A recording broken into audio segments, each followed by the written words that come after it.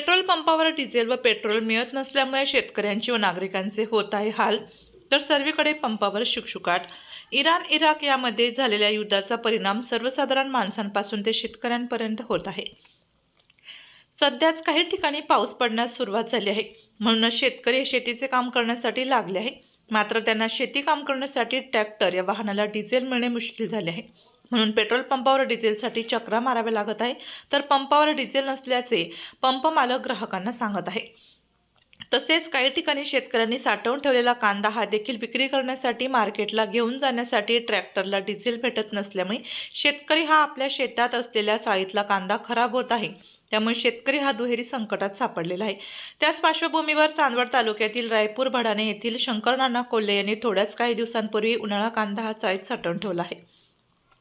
मात्र तो कांदा काढण्याच्या वेळेस पावसाने भिजला गेलेला असल्यामुळे तो कांदा आता सध्या चाळीत खराब होताना दिसत आहे। त्यामुळे शेतकरी हा तो कांदा विक्री करण्यासाठी घेऊन मार्केटला जाण्यासाठी त्यांना ट्रॅक्टरला डिझेल पुरेसे मिळत नसल्यामुळे काय करावं हा प्रश्न त्यांना चिंताजनक पडला आहे। त्या संदर्भात शंकर नाना कोल्हे प्रगतशील शेतकरी रायपूर तालुका चांदवड व रायपूर येथील शेतकरी बंटी घोरपडे रायपूर यांनी या संदर्भात कांदा चाळीत खराब होत आहे या संदर्भात अधिक माहिती दिली।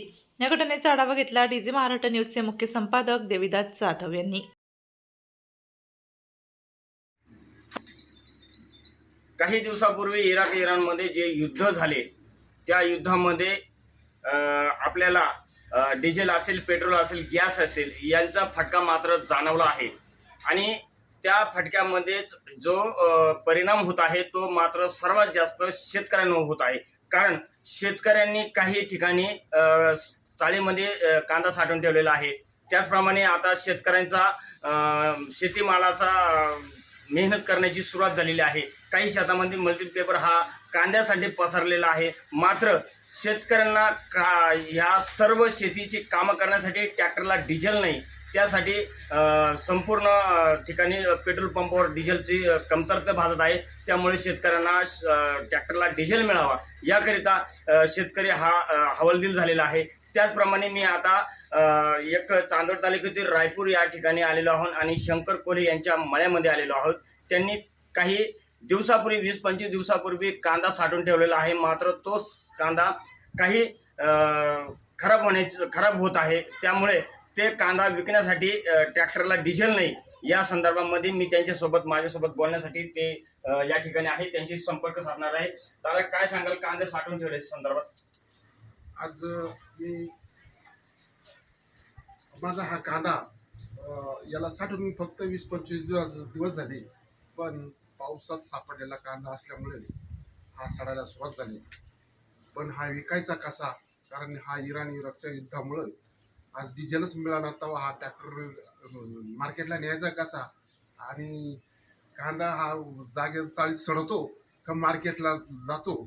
जर डिझेल मिळालं तर मार्केटला जाईल, नाही तर हा चाळीतच सडून जाईल आणि पुढं पाऊस पडून राहिला आणि शेतीची मशागत करायला सुद्धा डिझेल मिळत नाही।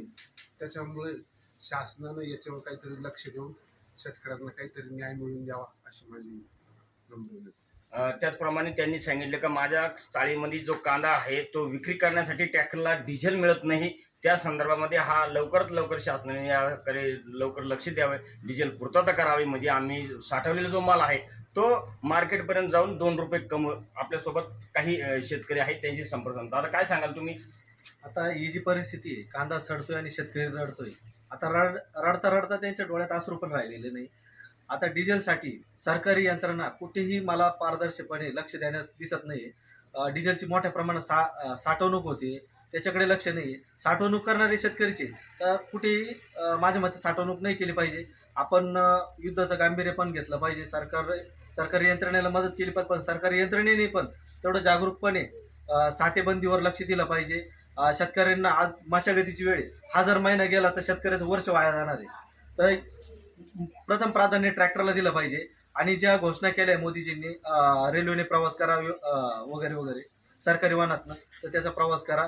खाजगी वाहनांवरती ज्यांनी डिझेलला बंदी घातली तरी आमचा काहीच विरोध नाही आहे, पण आज शेतीला जे लागणार आहे डिझेल इंधन, तर त्याच्यावरती मात्र त्यांनी लक्ष देऊन शेतकऱ्यांना कसं डिझेल पूर्तता होईल आणि मशागतीसाठी योग्य होईल याच्याकडे लक्ष प्रामुख्याने दिलं पाहिजे आणि शेतकऱ्याचे नुकसान टाळले पाहिजे। त्याचप्रमाणे शासनाने ज्या शेतकऱ्यांसाठी जे शेती कामासाठी जे डिझेल पुरवठा ही ट्रॅक्टरसाठी लागते त्यासाठी त्वरित उपलब्ध करून द्यावं, म्हणजे राहिलेलं त्यांचं मालाचे नुकसान होणार नाही. शेतीचे दिवस जे आहे ते आता सध्या जवळ आलेले आहेत. त्या संदर्भामध्ये शेतकऱ्यांचा हा संपूर्ण एक एक दिवस हा शेती तयार करण्यासाठी जात आहे. दिव्य महाराष्ट्र न्यूजसाठी देविदास जाधव, चालू.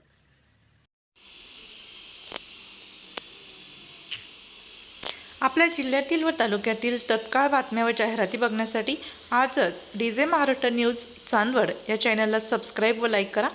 तसेच प्रत्येक ठिकाणी अनुभवी प्रतिनिधी नेमणे आहे, तरी संपर्क साधा 9822 49 99 40 89 83 1504 60. मुख्य संपादक देविदास जाधव.